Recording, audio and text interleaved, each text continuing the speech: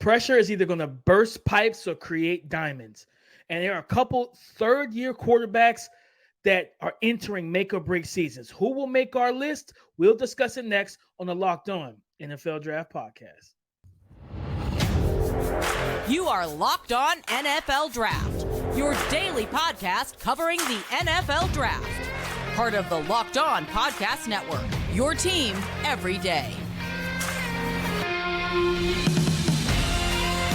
What's up, Locked On family? Welcome back to the Locked On NFL Draft Podcast, your daily podcast covering your favorite draft prospects, part of the Locked On Podcast Network, your team every day. I'm your boy, Damian Parson, always on the ones and twos. You can find me on Twitter at DP_NFL. I'm a national scout with the Draft Network and your favorite and local running back guru.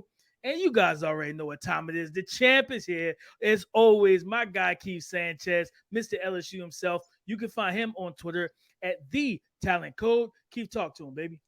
What's up, Locked On family? This is Keith Sanchez, senior draft analyst with the Draft Network, man. And like DP says, what 2019 national champ, those LSU Tigers, man. But guess what, man? You know why we're here, right? Myself, Damian Parsons, every single day, man. That's to bring you championship level content, right? Because when we're talking about championships, we don't stop, right? You got to grind through the offseason, right? This is where champions are born, man. And we're bringing championship level content to you throughout the month of June and July and those dog days of summer. But DP, man, before we get this thing started, before we get it started, man, with these third-year make-or-break season, I like the headline, I like that title, DP. Make-or-break season quarterbacks, these third-year quarterbacks. Let's kick it off with our title sponsor first, and then we're going to talk some Justin Fields conversations. Yes, sir. Today's episode is brought to you by Birddogs. Go to birddogs.com/LockedOnNFL. And when you enter the promo code LockedOnNFL, they'll throw in a free custom Birddogs Yeti-style tumbler with every order. Justin Fields must perform in 2023. That's it, guys. That's the tagline. I want you to hold on to that because it's the truth. Keith, you know I'm a big fan of Justin Fields. I think we both are in terms of his skill set, his game. We know how dynamic he is, the dominant run style that he displayed over his first 2 years in the league. And we know the Chicago, because they stuck with Matt Nagy and I can't remember the GM name, his first year, they didn't do a lot to help him, right? They were in like supposedly cap hell and all that type of stuff. Well, now, they went through last year trying to get some stuff regulated, but now they making the move, trading back from number 1 overall, right? Getting another first round pick for next year on top of their own, but then getting DJ Moore, right? And you know how I felt. I didn't feel like they needed to address offensive tackle as high as they did because I like what I saw from Braxton Jones and I like what I saw from Larry Borom. The team was like, well, we don't, because we're going to go ahead and get Darnell Wright to play that right tackle spot opposite of Braxton Jones. So they improved the offensive line, right? They went and got they traded in that trade with Carolina. They got DJ Moore, got him a certified number 1 wide receiver to go with Chase Claypool and Darnell Mooney, right? And they drafted Roschon Johnson to fill out that, and signed Deonta Foreman to fill out their running back room, as well as Tyler Scott. So he has a bevy of weapons now that mesh well together that can really complement his skill set. He's got speed with technically all those guys. Darnell Mooney's fast, Tyler Scott's fast. Then you got your 2 big dudes and DJ Moore who can stretch the field, and Chase Claypool can stretch the field vertically because he's 6'4", and I think he ran like a 4.4 in the 4. He's got that straight line speed as well. Now it's all about Justin Fields I'm not saying that he has to go out there, dominate all the competition and look like Patrick Mahomes. No, just get better and take that next step as a passer. Because guys, I want you to understand something. 2 first-round picks, and you come into a draft that's going to have Caleb Williams, Drake May, right? KJ Jefferson, Spencer Rattler, Michael Penix. It's going to be a ton of quarterbacks. So Justin Fields must perform at a high enough level to keep those young rookies at bay, and for one, keep their original draft pick out of the realm of them even being up there in the top 10 to where they can select one of those top tier type of talented passers in the next draft. Yeah, so I guess the question is, what does it look like for Justin Fields? What is everybody going to be comfortable with, right? When you At the end of the season, is it passing touchdowns? Is it yards? Is it winning? Is it completion percentage? Right? Like it's like, and then we know that rushing yards and people call him a running back at the quarterback position, things like that. Like what statistical threshold are you looking for? Like just what are you looking for? Period. Because I want to talk about this because the expectation is for Justin Fields to have a huge leap, and part of that is due to what Jalen Hurts was able to do, right? Like that, he was able to take that huge leap going into his third year, right? Like that was Jalen Hurts' third year. So I want to ask you this, DP. We know that Jalen Hurts was surrounded with a good football team, right? And not defensively. We're talking strictly offensive side of the football, right? O-line, running back was sufficient, wide receivers, tight end, etc. But my question is this: Is it now looking at the Chicago Bears roster, because last year we were saying it wasn't fair, right? Because this team was so depleted. Is it fair now to put him in a kind of put up or shut up type situation looking at this roster? 100%. It's make a break for him. Even with the offensive line, because I you know how I feel about the O-line. I think that's very important. But I'm just asking, like, if it's fair, if you still feel like it's fair, then say that. But I wanted to ask, like, account for that too. Yeah. No, I think it is still fair because of course, everything, we got to see what these guys look like in camp. But I think they signed Nate Davis to play right guard. Darnell Wright is going to play right tackle. Braxton Jones. I think the offensive line is talent wise is much better than it was last year, right? Okay. So if they could just give him the protection, because the big thing with him, Keith, protecting the football, you got to improve that completion percentage. Only 60% of his passes completed last year. His last game of the season, 21 attempts, only 7 completions versus a terrible Detroit Lions defense, right? So he had 33% completion in that game, 3 points. He didn't even crack 80 yards passing. So you want to see consistency as a thrower. PFF, which of course we know PFF isn't everything, but just kind of give some context. PFF has this stat called turnover-worthy plays. Then they have big-time throws. Well, Justin Fields' turnover-worthy plays were more than his big-time throws. He had 21 turnover-worthy plays to only 13 big-time throws. So you want to flip that number, decrease the turnover-worthy plays, and your big-time throws increase dramatically. But I'll give you some more numbers. Of course, adding a DJ Moore and other weapons that they've added. 8 last year, deep passing yards, attacking 20 plus yards down the field, 35% completion. He threw 51 attempts to only 18 completions, 7 touchdowns, 4 interceptions. And it's like, you just got to just find the ways to just knock off the negative plays, right? And all of that. Now, the offense got to do their job too as a play caller. Give them those easy looks and those quick hitters and stuff like that. Get the ball. I'm telling you, I've seen DJ Moore in person. This is a big dude. He's strong. He's physical. Run after the catch. He's a quick hitting option. A guy you want to throw quick screens to, drag routes, slants, different things like that where he can handle the physicality. And I think that's what a big part. And I'm going to say this too to finish my point. There's one more guy that needs to step up in this offense. Cole Kmet. It's time. It's time, big fella. It's time. Yeah, no, I agree with you. And the question is Cole sitting there like, y'all ain't had a quarterback to throw me the football? Like, or because I mean, where are we? And that's why I asked you the Chicago Bears, because I think if GM Ryan Poles was able to overhaul this roster to the point now to where it's a good football team, right? And we talked about like shifting expectations and everything is on Justin Fields' shoulder, then you got to give compliments to GM Ryan Poles to like flip this thing in 1 year to from like all-time bad to, man, this is a really good offensive, football team, when we know that they've spent defensive, like last year's draft, right? We were like, man, why do they keep putting defensive pieces? When they drafted Jaquan Brisker, they drafted cornerback, was it Kyler Gordon? I can't remember what cornerback. Kyler Gordon, yep. Kyler Gordon, and they drafted Dominique Robinson, I think. So they kept going on the defensive side of the football with DP. I think this Justin Fields conversation is obviously going to continue to be interesting, right? And we'll get reports from mini camps, training camp and things like that. So this will be something him and DJ Moore hitting it off early in OTAs. They said him and DJ Moore already hitting it off. So we'll see. I hope so. I hope so. I hope so. I think we all hope so. Yeah.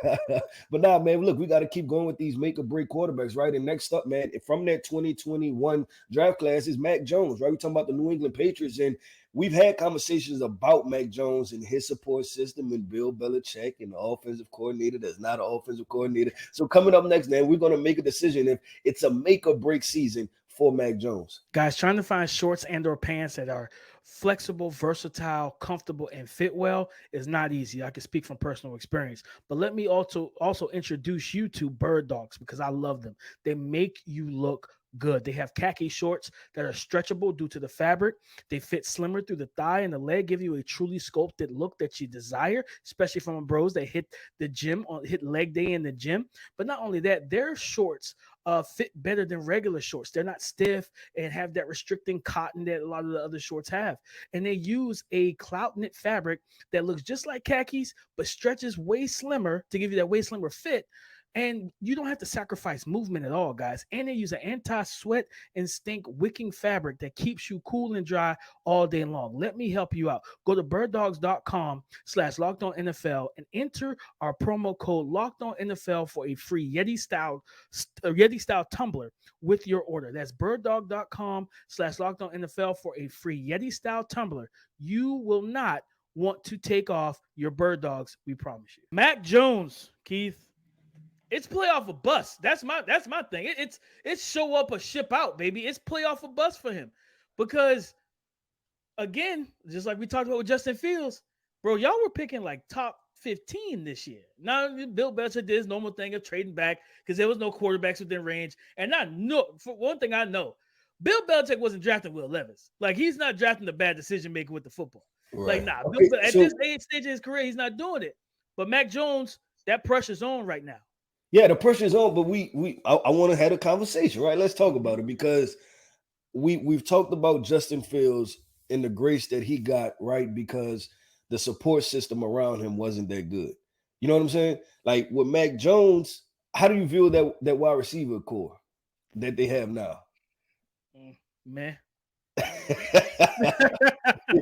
The wide receiver core is man, right? Like it's okay. And then last year he had Joe Judge and Matt Patricia, which I couldn't think of two, and I don't even want to put it like that. Yeah, that was a bad situation. Like two coaches that didn't necessarily thrive in a situation. A defensive coach and a special teams coach, Keith. And then we're gonna say coach offense. Like and you know what that was? That was the old moniker of if you can coach, if you can coach once, if you can coach, right? If you can coach one side of the football, you can coach the other side. No, you can't. No, you can't. I've sat in the meeting rooms. It's too different, right? You can't ask the defensive coordinator to do what the offensive coordinator does. He knows some of that side of the football, right? Obviously, alignments and things like that, but he can't. No, it's not the same thing. And stop thinking that, right? Like it don't work like that. So Mac Jones had a bad situation. So I'm asking going into this year, now they have Bill O'Brien, right? A proven offensive mind that works in the NFL. I feel good about that, right?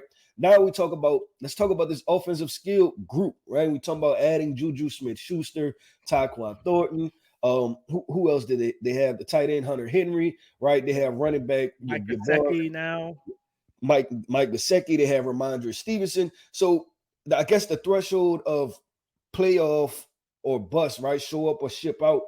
Is this team playoff worthy, or is that your issue with Mac Jones? Because I'm trying to I'm stuck in the middle, right? Because I think Mac is an okay quarterback. I don't think he's bad, right? And I don't think he's Hall of Fame worthy either. I think he can be good in a good situation. But my question is this a good situation? And then the question is, does he fit for the New England Patriots, who seemingly want to keep the same mindset of we're going to put average pieces around our quarterback and then ask him to elevate the rest of the offense, which I don't know if Mac is doing that. No, the situation is not ideal, right? Like he doesn't have that just go-to guy and, relying on Devontae Parker at 38 years old and, all the type of stuff that's been going on there. And that's part of my problem. Like, it is not, and I want people to understand, I want the family to understand, I'm not putting it all on Mac. I just, when I look at Bill Belichick, I'm gonna say it, whatever. Bill Belichick comes off as a narcissist to me. Like, he just does. So it's like, you know what I'm saying? Those type of people, like when the relationship is like, instead of saying it's not you, it's me. Bill Belichick's looking at Mac Jones. It ain't me, Mac. Right, I'm not the problem. And it's like the fact that I feel like Bill's like that, He hasn't given Mac the weapons and going into his third year, and he's had the opportunity. Plus, I think the competition that is quiet about the whole the chicken or the egg. Was it Bill Belichick? Was it Tom Brady? Well, Tom Brady's first year away from that man, he won the Super Bowl. You know what I mean? And he took that same team back to the playoffs again before retiring. And I feel like Bill wants to get back to that. He wants to get back to that. And I think Mac is just going to take majority of that blame, especially after what the rumors were that he reached out to Alabama coaches to figure out how to deal with Bill in that situation. And Bill's a keep everything close to the vest type of guy. So I think that's more so where I feel like he's gonna have to play out of his mind. He's gonna have to play very well to be able to keep that pressure off his back. Because you even had fans last year. Remember when Bailey Zappi played like a game or two? They thought Bailey Zappi was the next coming to Tom Brady. But that's the problem too, right? And so for those who don't know, obviously at the Draft Network, we do our live shows, right? That's on YouTube, our live shows. They're still up there from draft. And I remember when Bailey Zappi was drafted, and I was like, this makes no sense. And the reason I thought it made no sense was because Bailey Zappi was good enough that if Mac Jones got hurt, to create a conversation, right? Like, should we bench? And it happened, right? The exact thing happened. Like, he wasn't so bad to where it was like, there's no way that, he's going to present something, right? He was good enough to where he can just create a conversation and make some headlines out of it. And then now you have a distraction. I think that's the perfect way to put it. Bailey Zappi is a good enough quarterback to create a distraction on Monday morning after the game, right? That's what he was good enough to do. Now, there's one piece you got into, DP, and you said because you actually kind of took I was literally going to use that phrase, it's not you, it's me, right? Like, that's what Bill Belichick needs to tell Mac, and he needs to mean it, because it's not Mac Jones, it's kind of Bill, right? Like, look, this is just what I know, right? Like, I spend my resources on the defense side of the football. I give my quarterback average wide receivers. I invest a little bit into the tight ends. We run the football and we win the game. So I think when we talk about Mac Jones show up or ship out, right? I think that they both need to have a conversation. And that's Robert Kraft, that's Bill Belichick, that's Mac Jones. So the three of them need to be like, look, you're not a bad quarterback, but for what we want, you know what I'm saying? We need to move on. And I think Mac Jones would be in total agreement to part ways. The thing that I think should have happened, don't know why, and I'm not sure. Maybe that's obviously the in the building type situations, is he should have went to Las Vegas, right? And if Josh McDaniels was willing to give anything over a third round pick, the Patriots should have looked at possibly shipping him there. And the reason is that if y'all gonna continue to give him average pieces and then not surround him with the things that he needs, then it's like, what are we doing, right? And y'all kind of going to be stuck, because the Patriots are not a bad football team, DP. Like, I remember, last year, right, we did our scouting stuff. We're like, oh, the Patriots going to fall off. It's like, no, they're the same football team. They're going to run the football, right? They're going to do play action. They're going to play good defense. Yeah, they're going to be physical, and they're going to make you make a mistake, and they're probably going to win somewhere between 8 and 10 games, right? Like, it's the same team, and you can probably press repeat for this year. They're going to win somewhere between 7 and 10 games because they're going to stick to that formula. But we'll see, DP. So I'm with you that I would say the Patriots and Mac Jones, this is a playoff or bust situation. We have to make key decisions whether or not to just basically move the hell on. But DP, man, we kind of got into it with yesterday's episode, right? And we had to kind of cut it off because we could have went. This may need its own episode. Trey Lance, man. Trey Lance with the 49ers. Is this a bust? Well, make or break, right? Like, bust, move them out, ship them out, right? Like, situation for Trey Lance. So coming up next, we're going to get into Trey Lance and what the 49ers should do and hit the perspective from his career, right? Like what needs to happen with Trey Lance. Trey Lance, man. If anybody, like, we could have opened the show with him instead of Justin Fields, but Justin Fields absolutely deserved that top spot. Trey Lance is definitely in the situation where it's like, it's just make or break, because when a team trades 3 first-round picks for you, you like, and I know, like, he's dealt with the injuries, stuff like that, the arm fatigue, all that type of stuff.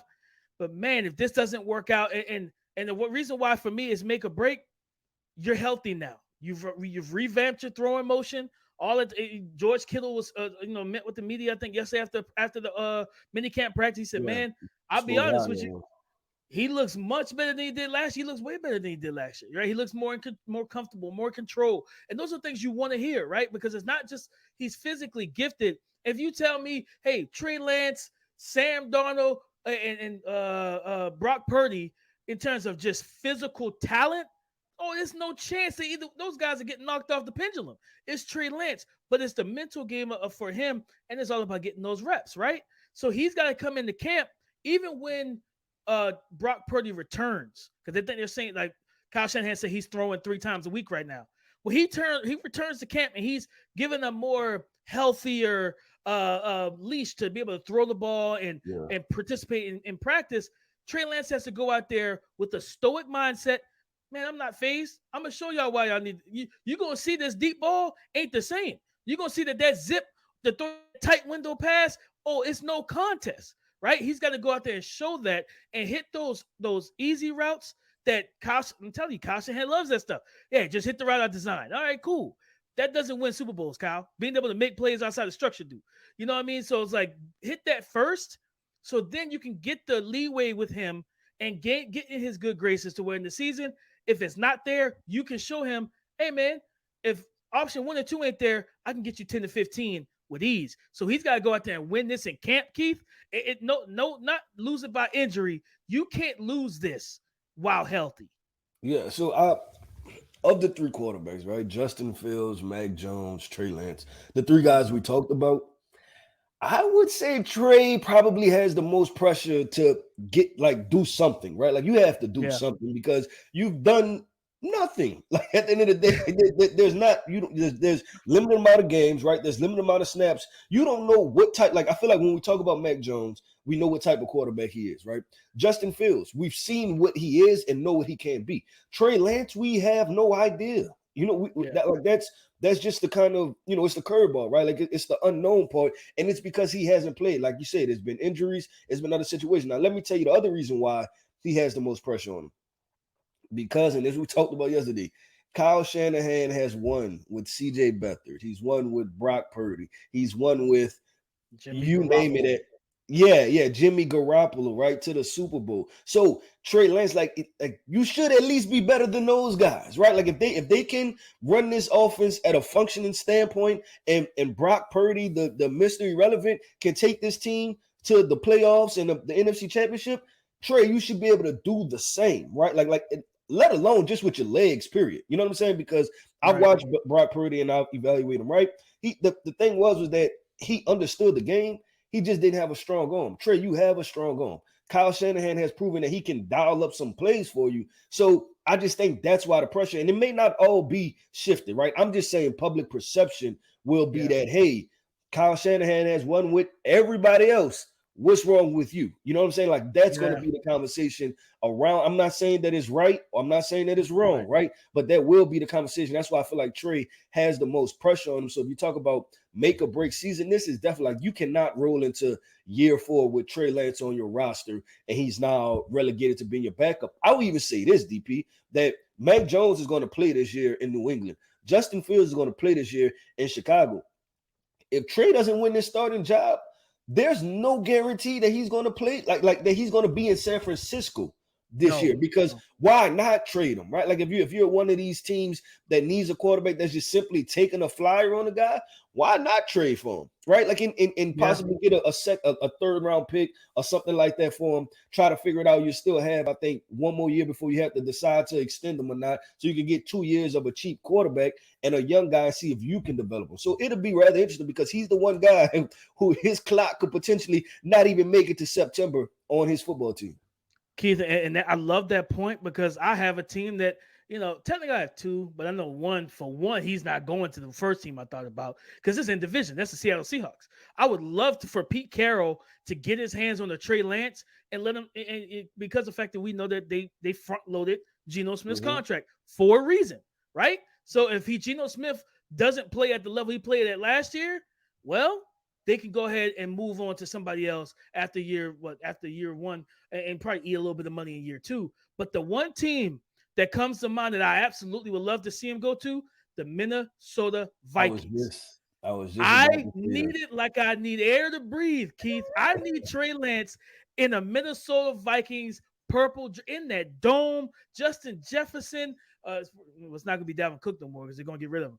But T.J. Hawkinson, Jordan Addison, and Alexander Madison, the offensive line, he can make the plays that Kirk Cousins can't make if his interior offensive linemen get beat. Trey Lance can extend plays with his legs.